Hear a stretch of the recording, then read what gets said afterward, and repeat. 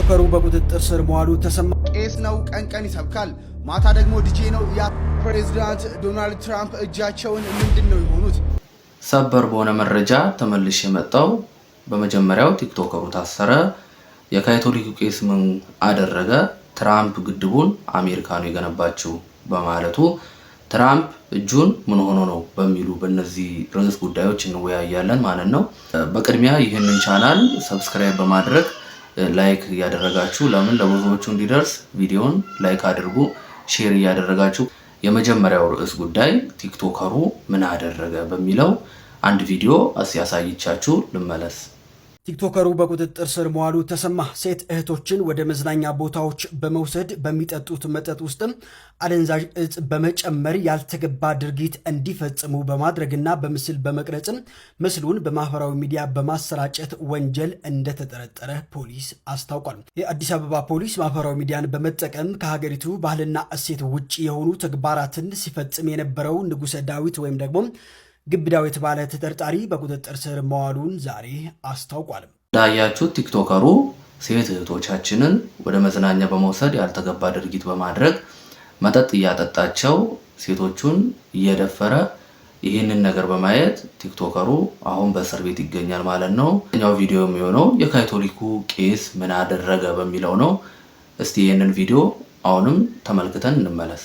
ቄስ ነው፣ ቀን ይሰብካል፣ ማታ ደግሞ ዲጄ ነው፣ ያስጨፍራል። ይህ እንግዲህ የካቶሊኩ ቄስ ዓለምን ጉድ እያስባለም ይገኛል።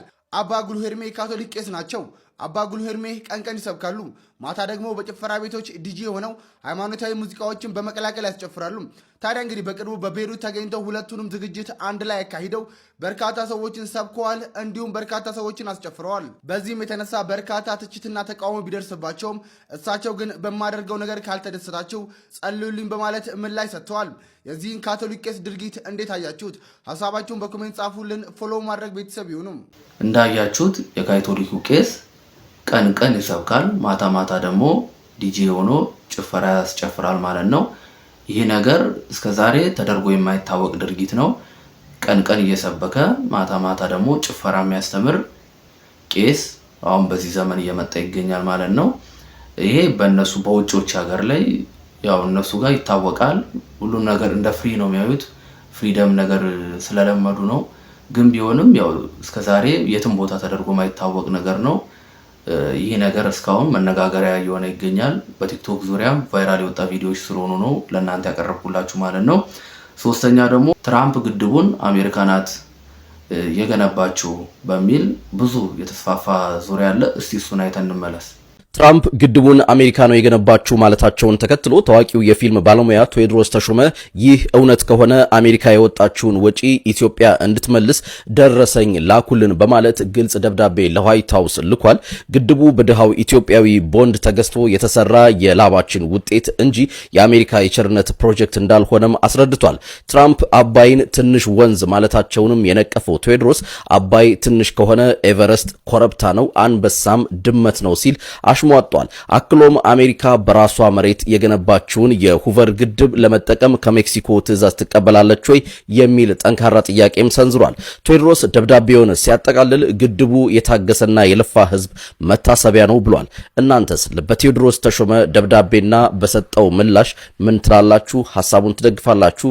አስተያየታችሁን አጋሩን። መልካም ጊዜ። ሁለተኛ ደግሞ ትራምፕ እጁን ምን ሆኖ ነው በሚል ቪዲዮ ደግሞ እስቲ እንመልከት። ፕሬዚዳንት ዶናልድ ትራምፕ እጃቸውን ምንድን ነው የሆኑት? ከዳቮስ የዓለም ኢኮኖሚክ ፎረም ወደ ዋሽንግተን በመመለስ ላይ ሳሉ ፕሬዚዳንት ትራምፕ በግራ እጃቸው ላይ ስለታየው ቁስል በአውሮፕላኑ ላይ የነበሩ ጋዜጠኞች ምላሽ ሰጥተዋልም። ፕሬዚዳንቱ እንደገለጹት እጃቸውን ጠረጴዛ እንደመታቸውና ሁኔታው አሳሳቢ እንዳልሆነም እጄን ጠረጴዛ መታኝ፣ ከዛም ትንሽ ቅባት ተቀባው በማለት ተናግረዋል። የፕሬዚዳንቱ የጤና ሁኔታ በብዙዎች ዘንድ ትኩረት ተሰጥቶት የነበረ ቢሆንም አሁን የሰጡት ማብራሪያ ግን ጉዳዩም ከቀላል ግጭት የመነጨ እንደሆነም አመላክተዋል። ለፈጣን ወቅታዊና አዳዲስ መረጃዎች የፕላስ ምልክቷን በመንካት ቤተሰብ ይሁኑ።